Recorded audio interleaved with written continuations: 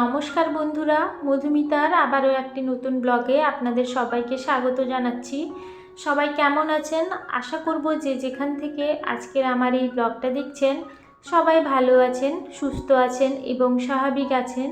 আমি এবং আমার পরিবারের সদস্যরাও সবাই ঠাকুরের আশীর্বাদে বেশ ভালোই আছি। আজকে একেবারে রান্নাঘর থেকেই আপনাদেরকে সাথে নিয়ে আমার ব্লগটা শুরু করব। সকালবেলা ঘুম থেকে ওঠার পরে ঘরের সমস্ত কাজকর্ম প্রায় শেষ করে নিয়েছি, এখন চলে এসেছি রান্নাঘরে। তো গতকালকে এই চাল রাখার যে বালতিটা, এটা আমি ধুয়ে পরিষ্কার করেছিলাম। আসলে এটা তো আর সবসময় ধোয়া সম্ভব হয় না, যখন যখন দেখি চাল এটাতে বাড়ন্ত তখনই বালতিটাকে নিয়ে ভালো করে ধুয়ে আবার নতুন করে এর মধ্যে চালটা ভরে দিই।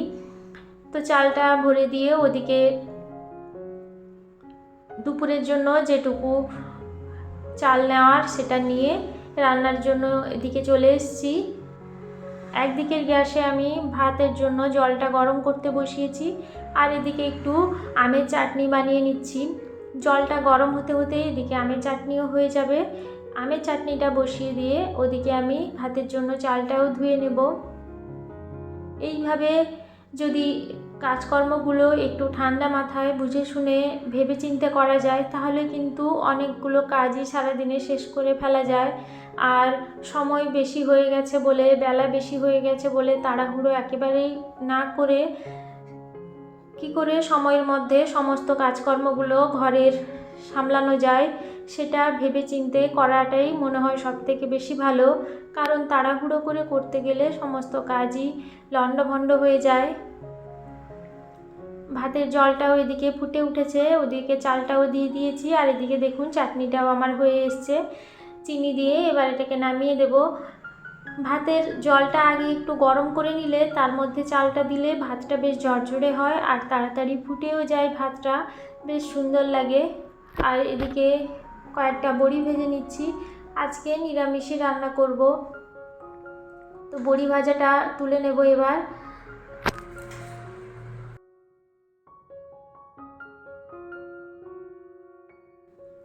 আর এদিকে একটা পাঁচমিশালি সবজি রান্না করব। এখানে ডাঁটা, টমেটো আর ঢ্যাঁড়স সমস্ত রকম সবজি দিয়ে একটা সবজির তরকারি করব। পাঁচফোড়ন আর কাঁচা লঙ্কা দিয়ে নুন আর হলুদ দিয়ে সবজিটাকে একটু সেদ্ধ করে নেব, তারপরে এর মধ্যে পরিমাণ মতো জল দেব।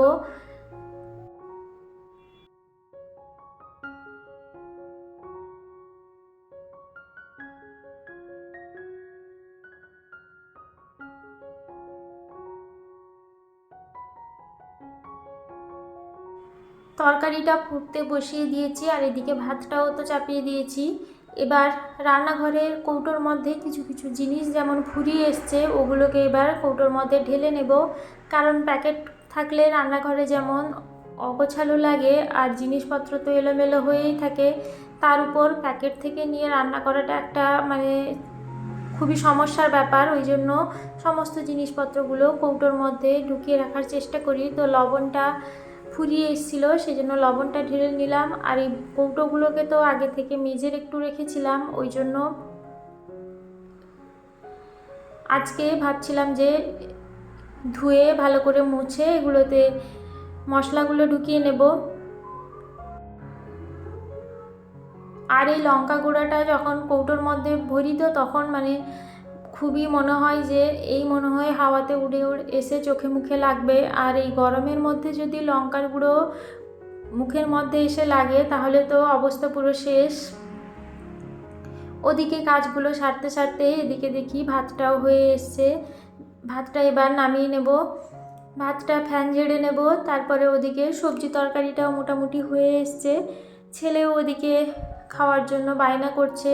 আজকে যেহেতু নিরামিষ রান্না হয়েছে, ও নিরামিষ খাবার সেরকম একটু পছন্দ করে না, পছন্দ করলেও ওকে অনেকটা সময় লাগে খাওয়াতে। ওই জন্য তার জন্য আজকে একটু আলাদা করে ডিম, সুজি আর সমস্ত রকমের সবজি দিয়ে ও যে খাবারটা খেতে ভালোবাসে ওটাই বানিয়ে দেব।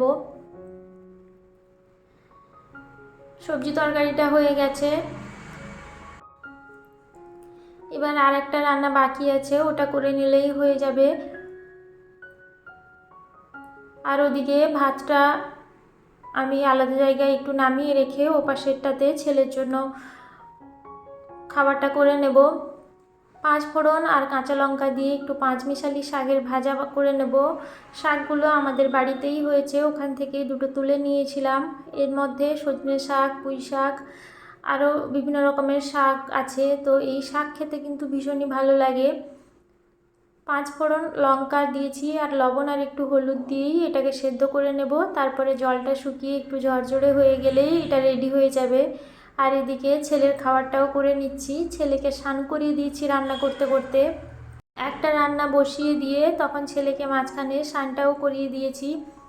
এই যে দেখুন, এটা হচ্ছে ছেলের খাওয়ার। এটা হতে কিন্তু বেশি সময় লাগে না আর ভীষণই ভালো লাগে খেতে। আর বাচ্চারা তো খুবই পছন্দ করে। ওদিকে শাকটা বসিয়ে দিয়ে ছেলেকে খাইয়ে দেব। আজকে এই খাবারটা পেয়েও ভীষণ খুশি। ও এতটাই খুশি যে মানে সে আমাকে যে কি করবে সে খুঁজেই পাচ্ছে না, আমার গলায় জড়িয়ে। এই দেখুন, প্রচণ্ড খুশি ও আজকে এই খাবারটায় পেয়ে। আসলে বাচ্চারা খুশি হলে মায়েদের তো আর কোনো কিছুই লাগে না। আর দেখবেন, বাচ্চা যদি কোনো খাবার নিজের থেকে খেতে চায় বা সেই খাবার খেয়েও তৃপ্তি বোধ করে, সেখানে কিন্তু মায়েদের মনে হয় যে সারাদিনের কাজের মধ্যে যে আমি একটা কাজ সফলভাবে করতে পেরেছি। আর বাচ্চার যদি পেট না ভরা থাকে তাহলে কিন্তু ও সারাক্ষণই জ্ঞান করতে থাকবে আর কোনো কাজই সুষ্ঠুভাবে সম্পন্ন করতে দেবে না। তো সেই জন্য চেষ্টা করি ওর যাতে পেটটা ভরে। এদিকে শাকটাও হয়ে গেছে। দুপুরে খাওয়া দাওয়ার পর দেখি মুষলধারে বৃষ্টি নেমেছে।